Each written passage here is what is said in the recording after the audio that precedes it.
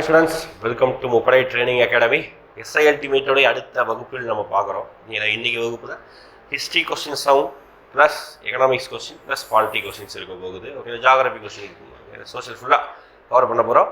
இன்னைக்கான வகுப்புக்கான கேள்வி என்ன அப்படின்னு பார்த்தீங்கன்னா, புத்தகத்தில் இருந்து தான் எப்போவுமே நம்ம டேஸ் கொஸ்டின் கேட்குறோம். டேஸ் கொஸ்டின் நிறைய பேர் ஆன்சர் பண்ணுறது தான், எல்லாருமே ஆன்சர் பண்ணுங்க. எளிமையான டேஸ் தான் கேட்குறேன். ஓகேங்களா, இன்னைக்கு டேஸ் என்ன அப்படின்னு பார்த்தீங்கன்னா, ஐநா சபை தினம் எப்பொழுது கொண்டாடப்படுகிறது. ஓகேங்களா, அதாவது யுனைடெட் நேஷன் டே அப்படின்னு சொல்லிட்டு ஒரு டே கொண்டாடுறாங்க. பள்ளி பாட புத்தகத்தில் தான் இருக்குது. ஓகேங்களா, பார்த்து கூட சொல்லலாம், ஆன்லைனில் ப்ரௌஸ் பண்ணி கூட சொல்லுங்கள். ஓகேங்களா, நீங்கள் தேடி பார்க்கும்போது அந்த டேஸ் வந்து கொஞ்சம் ஞாபகம் இருக்கும், வேறு எதுவும் கிடையாது. ஓகேங்களா, ரைட். இறுதியாக நம்ம ஒரு கேள்வி கமெண்ட் பண்ணி சொல்லிட்டு லாஸ்ட் ஒரு 5 கேள்வி கேட்கலாம், ஆன்சர் பண்ணுங்க. ஃபர்ஸ்ட் கேள்வி, தமிழ்நாட்டு என்ன இந்தியாவிலேயே முதல் விடுதலை போராட்ட வீரர் அப்படின்னு சொல்லக்கூடிய பூலித்தேவரை பற்றி தான் பார்க்கணும். ஓகேங்களா, ஃபர்ஸ்ட் கொஸ்டினே வந்து இந்தியாவுடைய முதல் விடுதலை போராட்ட வீரர் அப்படின்னு சொல்லுவாங்க. ஓகேங்களா, அதாவது விடுதலை போராட்ட வீரர் சொல்றதை விட இந்தியாவின் முதல் ஆங்கிலருக்கு எதிராக போராட்டம் பண்ணவர் அப்படின்னா பூலித்தேவர் தான். அதே மாதிரி அழகுமுத்துக்கோன்னு சொல்லலாம். ஓகே, பள்ளிப்பாட புத்தகத்தில் இருக்கிற அடிப்படையில் பூலித்தேவர் தான். அழகுமுத்துக்கோன் வந்து பள்ளிப்பாட புத்தகத்தில் இல்லை. எனிவே பூலித்தேவர். இப்போ பூலித்தேவர் பார்த்தீங்கன்னா ஒரு பாளையக்காரர். நம்ம பாளையக்காரரை பற்றி ஆல்ரெடி பார்த்துருக்கோம் ஒரு செல்டிமேட்டில். மொத்தம் 72 பாளையங்கள் இருக்குது. மதுரை நாயக்கர் வந்து விஸ்வநாத நாயக்கர் மூலமாக 72 பாளையங்களாக கிழக்கு பாளையம் மேற்கு பாளையம் இருந்தது. அதில் பூலித்தேவர் ஒரு பாளையக்காரர். ஓகே, எந்த பாளையக்காரர், எந்த ஊர் பாளையக்காரர் அப்படின்னா கேட்பாங்க. நெற்கட்டும் செவ்வல், எந்த ஊருக்காரர் இருப்பா? நெற்கட்டும் செவ்வல் என்ற பகுதியின் பாளையக்காரர். சரிங்களா, அதிலே கொடுத்துருக்கு, நெற்கட்டும் செவ்வலை கைப்பற்றினார். ஓகே, அதான் அவருடைய பாளைய சண்டை வரும். ஃபர்ஸ்ட் என்ன கதை அப்படின்னு கேட்டிங்கன்னா, பிரிட்டிஷ்காரன் வந்து சண்டை போடுவாங்க. ஓகேனா, ஒரு 3 போர் வரும். ஓகேனா, களக்காடு போர் யாருக்கும் அப்படின்னா பூலித்தேவருக்கும் மாப்புஸ்கானுக்கும். யாருப்பா? மாப்புஸ்கான் யாரு அப்படின்னு பார்த்தா நவாபுடைய தம்பி, கர்நாடக நவாபுடைய தம்பி. பூலித்தேவருக்கும் மாப்புஸ்கானுக்கும் கர்நாடக போருக்கும். பூலித்தேவர் பக்கத்தில் திருவாலங்கூர் அவங்க சப்போர்ட் பண்ணுவாங்க. மாப்புஸ்கானுக்கு பிரிட்டிஷ்காரங்க சப்போர்ட் பண்ணுவாங்க. மாப்புஸ்கான் தோத்துருவாரு, பூலித்தேவர் ஜெயிச்சிருவாரு.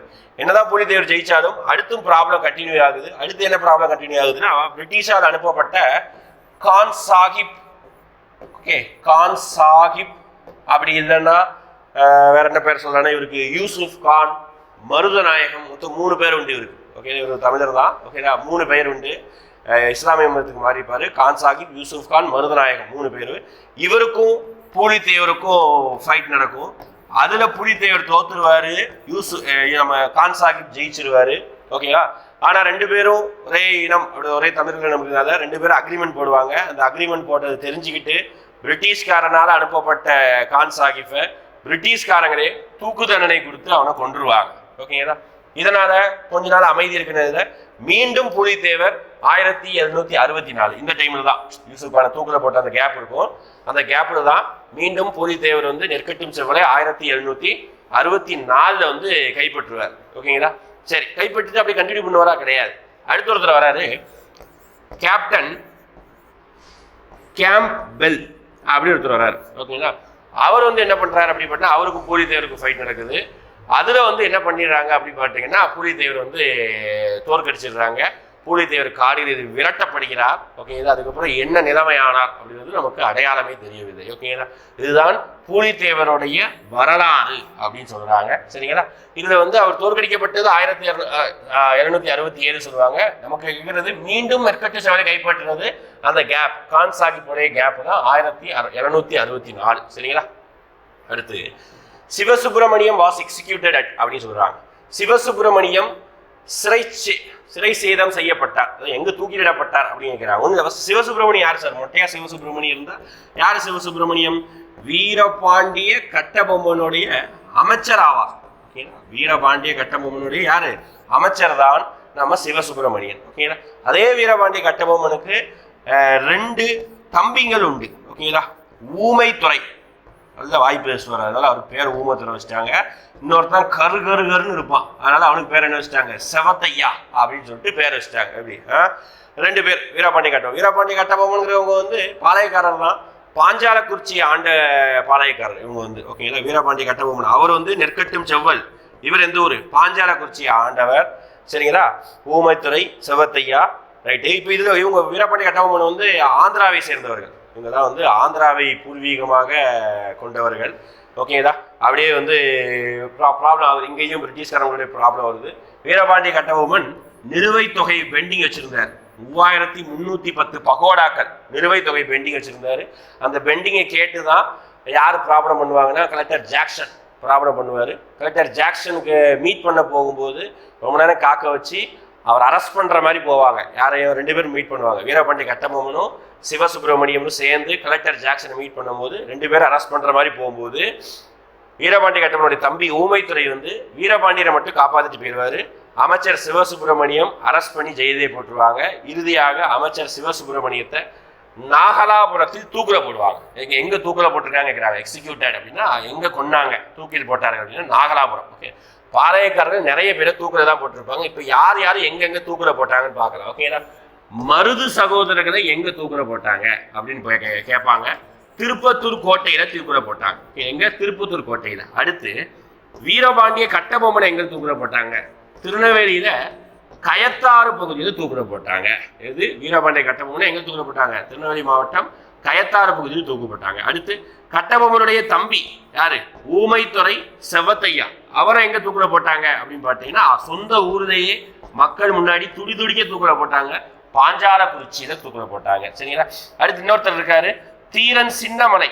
எங்க தூக்கில போட்டாங்க அப்படின்னா சங்ககிரி கோட்டை. சங்ககிரி. இவர் பாளையக்காரர் கிடையாது, கொங்கு மண்டலத்தை சேர்ந்தவர். சங்ககிரி கோட்டையில் 1505 ஜூலை 31 தூக்கில போட்டிருப்பாங்க. ஓகேங்களா? இங்க ஒரு 4 பேர், சிவசுப்பிரமணியம் ஒன்று சேர்த்தா 5 பேரை எங்கெங்க தூக்கில போட்டாங்க பார்த்துக்கோங்க. மிகவும் மிக முக்கியமானது. ஒரு சிலது டேட்டோட படிக்கணும். ஃபார் எக்ஸாம்பிள் தீரன் சின்னமலை, கட்டபொம்மனுக்கெல்லாம் டேட்டோட படிக்கணும். ஓகே, 1799 அக்டோபர் 16 டேட்டோட படிச்சுக்கோங்க, ரொம்ப நல்லது. சரியா? ரைட்டா? அடுத்து பார்க்கலாம். அடுத்து அருமையான கொஸ்டின் பாருங்க. இயர் மட்டும் மேட்ச் பண்ண போறீங்க.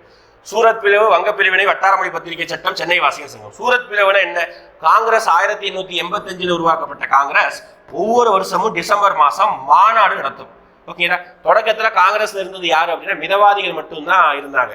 காலங்கள் போக போக மிதவாதிகளுடைய செயல திருப்தி இல்லாத காரணத்தினால திடீர்னு ஒரு கிளான், திடீர்னு ஒரு குரூப் உருவாகுது. அதுதான் யாரு அப்படின்னு பார்த்தீங்கன்னா தீவிரவாதிகள். தீவிரவாதிகள் சொல்லக்கூடாது, அவங்க என்ன சொல்லுவாங்கன்னா எக்ஸ்ட்ரீமிஸ்ட் அப்படின்னு சொல்லுவாங்க. ஓகேங்களா? அதாவது வன்முறையாக போராட நினைப்பவர்கள். ஓகேங்களா? அவங்கள தான் சொல்றாங்க. அப்போ அவர்களும் என்ன ஆச்சு அப்படின்னு பார்த்தீங்கன்னா 1907 ஒரு இடத்துல மாநாடு நடக்குது. பெரிய ஸ்டோரி. ஆக்சுவலா 1906 கல்கத்தாவில் ஒரு மாநாடு நடக்கும். காங்கிரஸோடைய மாநாடு நடக்கும். அங்கேயே மிதவாதிகளும் தீவிரவாதிகளும் 2ஆ பிரிகிற மாதிரி சிச்சுவேஷன் நடக்கும். ஆனா ஒரு தலைவரை வந்து போட்டதுனால என்ன ஆகும் போயிருந்தா சமாதானமா போயிருப்பாங்க. ஓகே, 1906 அது வந்து கரெக்டா முடிஞ்சிடும், பிரச்சனை இல்லாம முடியும். ஆனா 1907 மிதவாதிகள் என்ன பண்ணுவாங்கன்னா அவங்க பக்கம் இருக்கக்கூடிய ஒருத்தரை தான் தலைவரா போடுவாங்க. ஓகேங்களா? இதை கடுமையா எதிர்த்த தீவிரவாதிகள் என்ன பண்ணியிருக்காங்க அப்படின்னு பார்த்தீங்கன்னா கடுமையா எதிர்த்து அடிப்படி சண்டை ஆயிட்டு.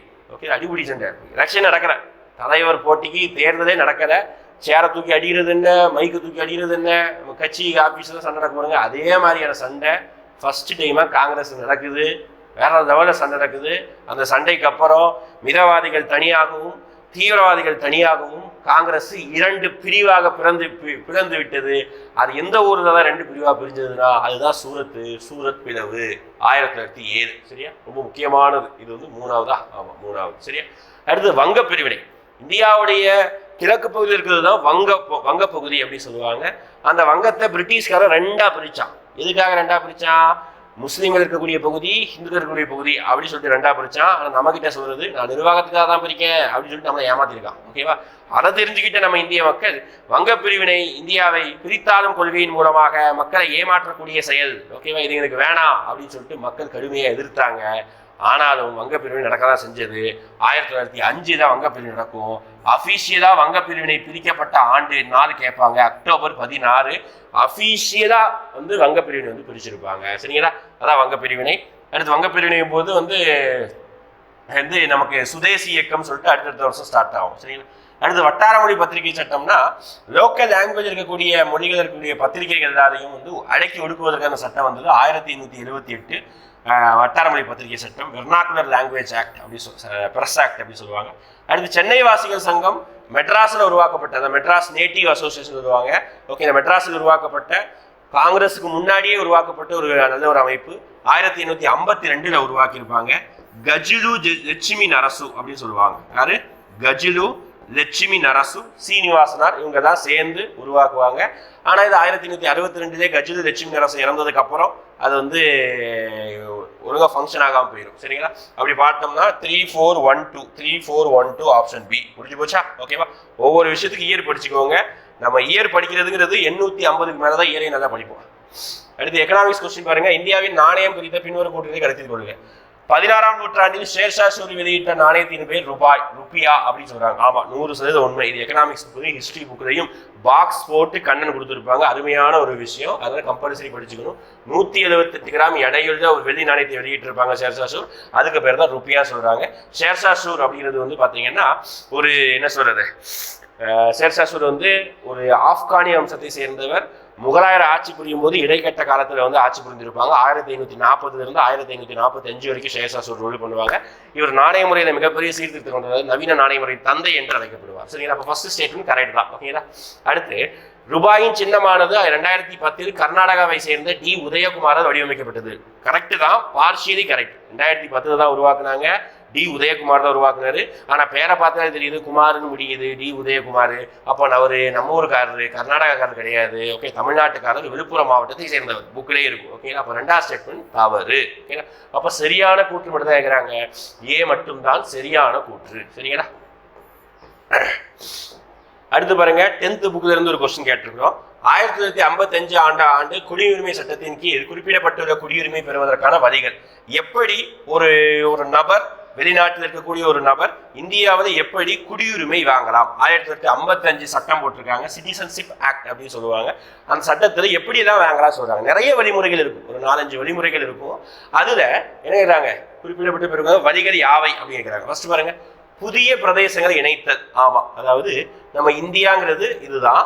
ஆனா ஃபியூச்சர்ல இந்தியா வந்து பூட்டான் கண்ட்ரியை ஆக்கிபை பண்ணிட்டு, பூட்டான் கண்ட்ரி இந்தியாவோட இணைச்சிக்கிட்டுனா பூட்டான் மக்களும் நம் இந்திய குடிமக்களே. அதனால புதிய பிரதேசங்களை இணைச்சு கொண்டால் அதுவும் இந்திய குடிமக்கள். கரெக்டு.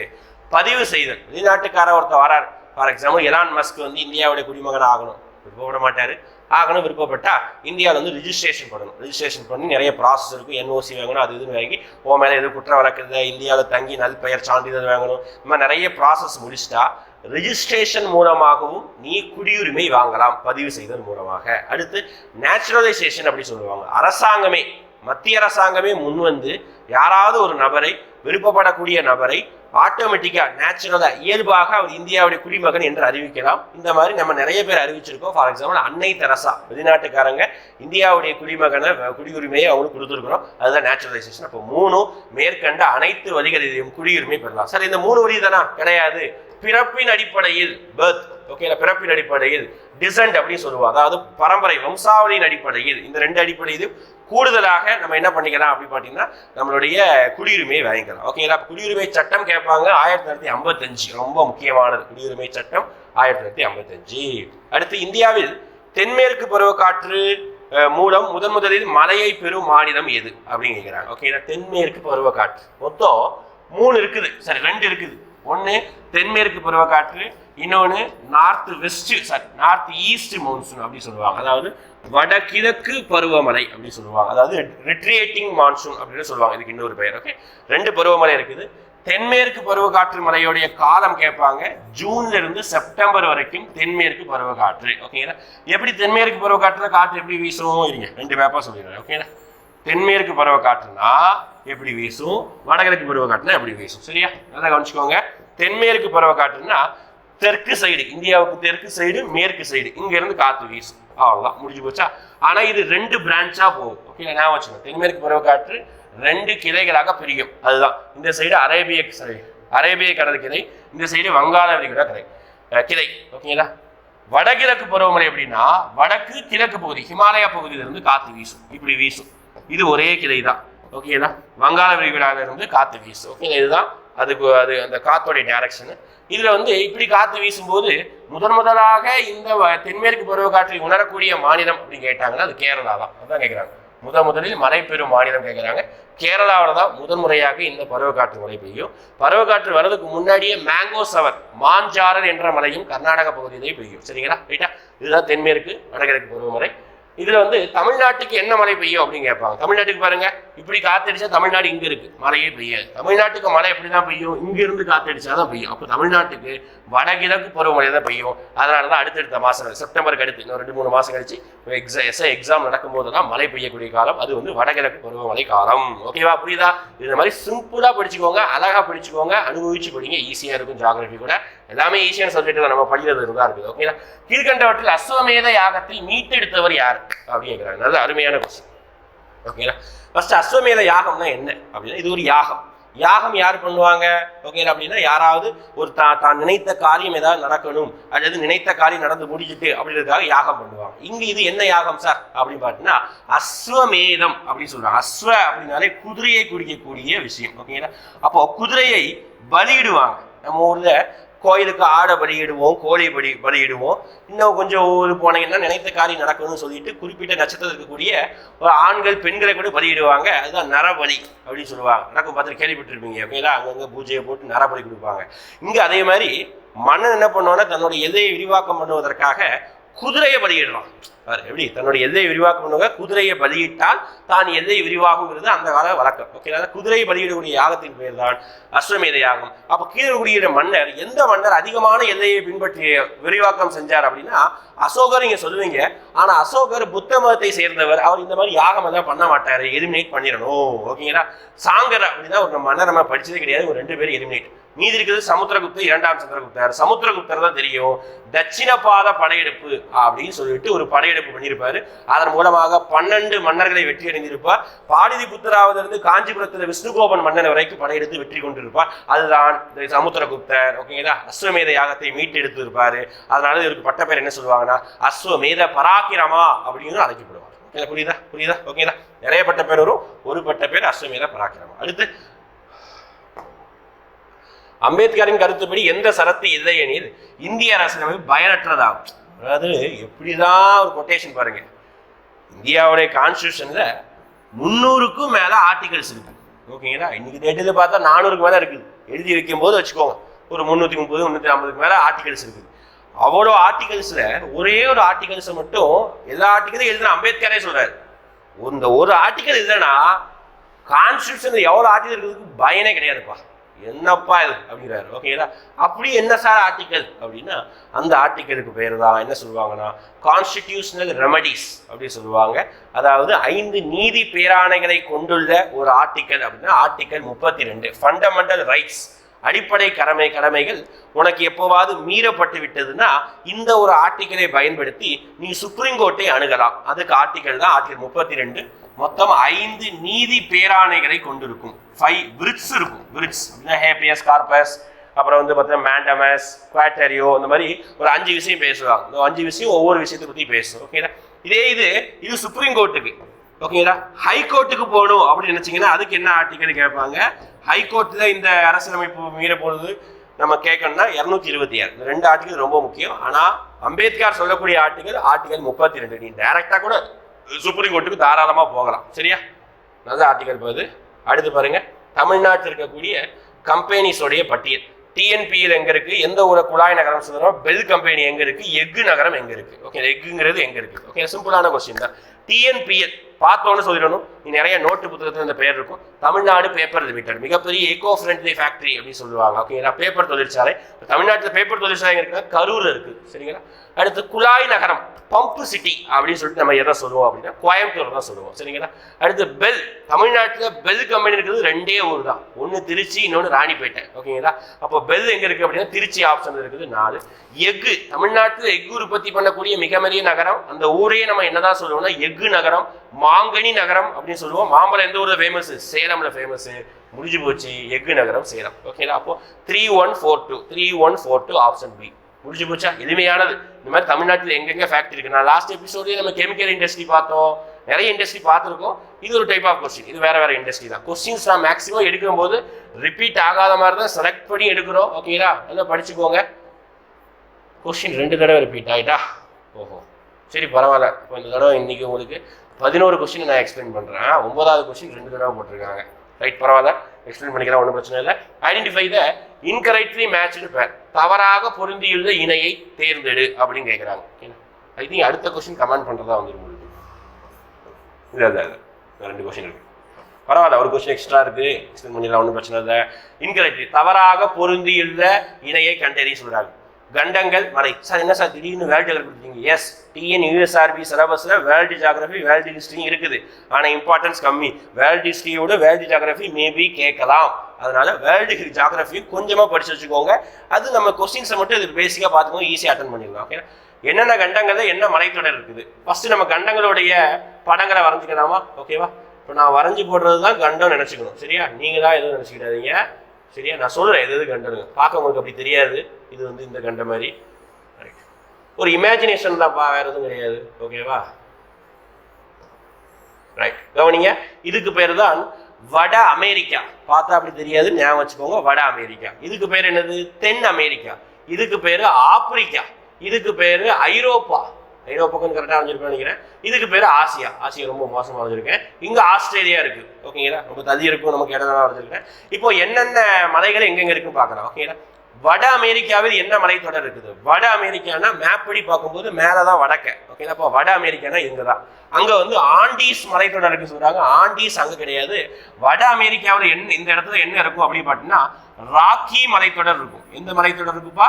ராக்கி மலைத்தொடர். ஓகேவா? யூஎஸ்ஏ எங்கே தானே இருக்குது? யூஎஸ்ஏ தான் ராக் சாங்ஸ் நிறைய படிப்பாங்க. ஓகே, அப்போ ராக்கி மலைத்தொடர். ஓகே, அடுத்து பாருங்க ஐரோப்பாவில் ஆல்ப்ஸ். S, correct. ஐரோப்பாவில் இந்த இடத்துல ஆல்ப்ஸ் மலைத்தொடர் அப்படின்னு சொல்லிட்டு இருக்கும். ரெண்டாவது ஸ்டேட்மெண்ட் கரெக்ட். மூணாவது ஆசியாவில் ஹிமாலயா. இது நம்ம கண்ணை மூடிட்டு போட்டுறலாம். நம்ம ஊருப்பா. ஓகேவா? அப்போ ஆசியாவில் ஹிமாலயா இருக்கு, முடிஞ்சு போச்சு. அடுத்து தென் அமெரிக்காவில் ராக்கி. அப்படி மாற்றி கொடுத்துருக்காங்க. ஆக்சுவலா தென் அமெரிக்காவில் தான் ஆண்டீஸ் இருக்கும். ஓகேவா? ஆண்டீஸ் சொல்லிடக்கூடாது. ஓகேவா? ஆண்டீஸ் அப்படி ஞாபகம் வச்சுக்கோங்க. அண்டா எங்க இருக்கும்? கீழே தான் வச்சுக்க முடியும், வெயிட்டா இருக்கும். அப்போ அண்டா வந்து கீழே இருக்கக்கூடிய அமெரிக்காவில் தான் இருக்குது. அப்போ அதுதான் தென் அமெரிக்காவில் ஆண்டீஸ், வட அமெரிக்காவில் ராக்கி, ஐரோப்பாவில் ஆல்ப்ஸ், ஆசியாவில் வந்து பார்த்தீங்கன்னா ஹிமாலயா. அப்புறம் வந்து இவ்வளவுதான், இந்த மலைத்தொடர் தான் மேஜர். இது வந்து தவறாக புரிஞ்சுதான் கேட்குறாங்க. 1வது 4வது தான் தவறு. ஆப்ஷன் 1 and 4 மட்டும். சரிங்களா? ஈஸியான கேள்விதான்ப்பா. சிம்பிளா படிச்சுன்னா தூக்கி போட்டு போயிட்டே இருக்கலாம். அடுத்து நமது நாட்டின் மொத்த உள்நாட்டு உற்பத்தி இது எந்த துறையின் பங்களிப்பு அதிகம் இருக்குது? மொத்தம் 3 துறை. முதன்மை துறை, 2ஆம் நிலைத்துறை, 3ஆம் துறை. பிரைமரி, செகண்டரி, ட்ரெஷரி அப்படி சொல்லுவாங்க. அதுல எது வெயிட்டேஜ் அதிகம், ஜிடிபியுடைய பங்களிப்பு எது அதிகம் கேட்பாங்க? 3ஆம் நிலை துறைகள் தான் ஜிடிபியுடைய பங்களிப்பு அதிகம். கிட்டத்தட்ட 50% மேல் ஜிடிபியுடைய பங்களிப்பு 3ஆம் நிலை துறையில் இருக்குது. 3ஆம் நிலை துறைக்கு இன்னொரு பெயர் சேவை துறை அப்படின்னு சொல்லுவாங்க. சரிங்களா? ரைட்டா?